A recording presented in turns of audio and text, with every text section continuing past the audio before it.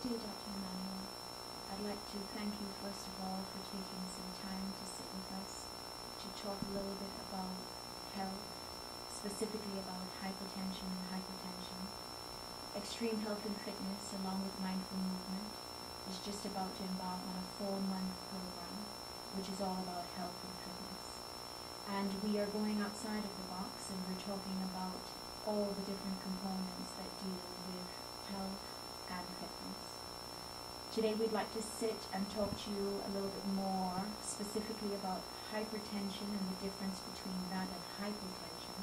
But before we do that, I'd like you to tell us a little bit more about what it is that you do, Dr. Emanuel. Okay, it's a pleasure and an honor for you all to have me as a part of this health and wellness movement.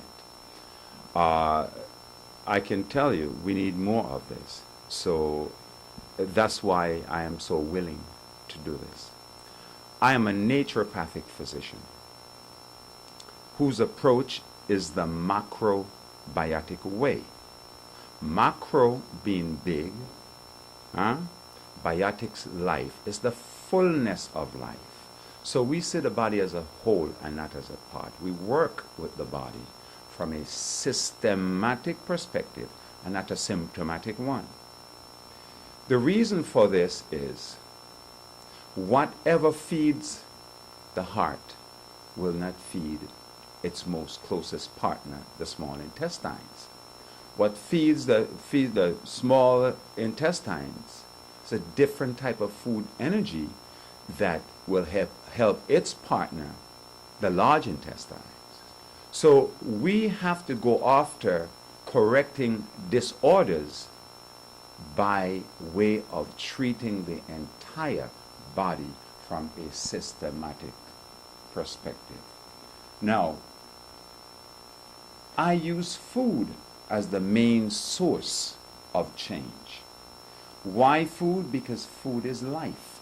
Food is energy. Food is also intelligence.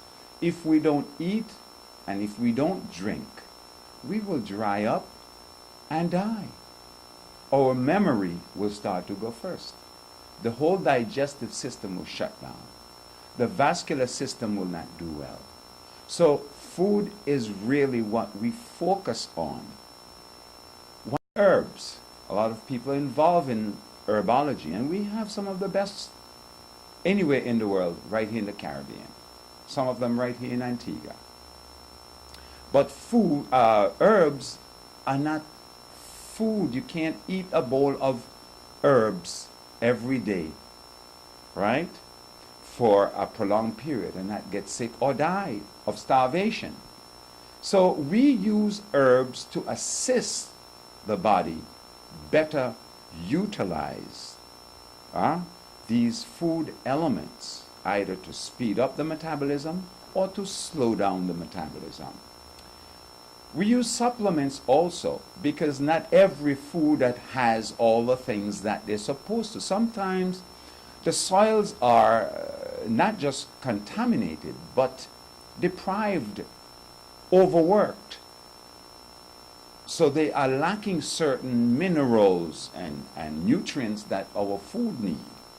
So when you get something like a carrot and expecting vitamin A in abundance, it might be lacking of vitamin A because the soil is deficient. You see, it's not all orange that has vitamin C. People say that, but it's not true. Vitamin C should be found in oranges or your citrus things.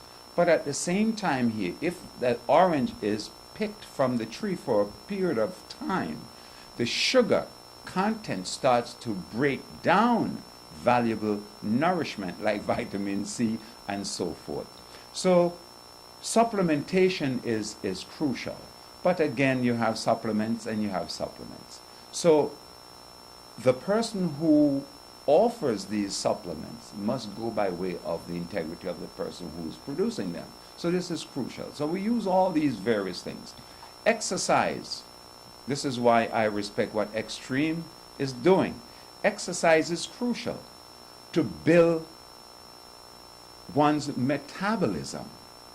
When one's metabolism is working optimally, it helps to take nutrients to the cells, and it helps the body also to remove toxic material. And this is why we're going to talk about hypertension versus hypotension. Now, you have all kinds of exercises. You have different types of exercises. Some people are engaged in weightlifting. It depends on the individual. Some are involved in just aerobic exercises, but they all will help. It just depends on the instructor's level of understanding. Now, hypertension, we look at not just the heart itself, but the entire cardiovascular system which supports the heart. The condition of those vessels, those veins and arteries, is crucially important to better support the heart itself. Now, what would cause a person to develop hypertension, for instance, or hypotension? It is the inability of the organ, the condition of the organ at that given moment, that will determine whether the heart and its vessels are functioning, not to be repeating myself, optimally. No, hypertension is just the body's inability, the heart itself, there, to its inability to regulate the entire organism, the body as a whole. So, what are we doing or we're not doing? Well, everybody eats. That's why we're alive. Everybody drinks. But what are you eating? What are you drinking? One of the things that we really must do is exercise. It could be walking, swimming, or coming to your club, your wonderful club. But at the same time here, it must be supported by food. Right? You have food with upward energy as you have food with downward, inward, and outward energy. So if the heart is overacting, why would you want to give it high energetic foods that are going to overstimulate an already overstimulated blood? The heart is pumping over time. You want to use energetic foods which are more hypoactive, more stapling, more balancing type foods that will lower that pressure. Well, there's several things that will cause the pressure to be high. Fatty foods, for instance, saturated fatty foods.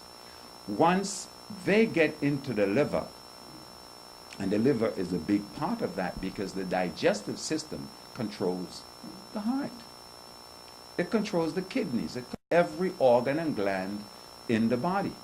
So if the liver is being overburdened with these larger molecules, these fatty saturates, it is going to be undermined. Its activities, function is going to be undermined. The saliva that is supposed to manufacture for protein breakdown, for instance, that will not happen optimally. The chyme that is supposed to manufacture does not take place. Insulin, for instance, for protein and other things. Insulin is very important because the liver manufactures, along with the pancreas and the spleen, insulin. Now, once you overburden the liver like that, the excess bile that the gallbladder, its partner, is supposed to burn up as a furnace and manufacture these hormones I've just mentioned, that starts to spill bile into the bloodstream. These fatty globules with the bile itself, will go through these arteries, these vessels, and they will clog them up. Not only from the walls of the vessels, but the permeable tissue that make up the actual vessel. So these vessel cells and tissues, they now become overburdened, overloaded, and start to squeeze off, shut off these vessels, minimizing the size where the blood has to travel. If it becomes overburdened to a particular level, you can have a stroke. You can have aneurysm or thrombosis. You can get a heart attack. So, is this a good thing? Definitely not.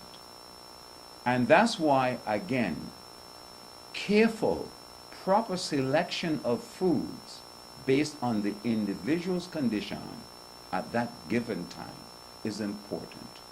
It's not just to give someone a diet as a nutritionist. It is by far more than that. One has to understand the energetic properties of each food, the energetics of each organ, each gland, and the body's overall condition in order to make these types of sensible recommendations. Because everybody is different. You can be hypertensive and your mom hypertensive. I may not treat both of you the same way, because you might be hypertensive and getting some form of activity where your mom might not be getting adequate or any activity. She might be on her job where she sits all day, or at home doing just her normal chores. But here you are, you go to the gym 2 or 3 times a day, or even once a day. It is going to help your cardiovascular system, it's going to help your circulation, it's going to help your digestive system to assimilate things, it's going to help your excretory system to discharge.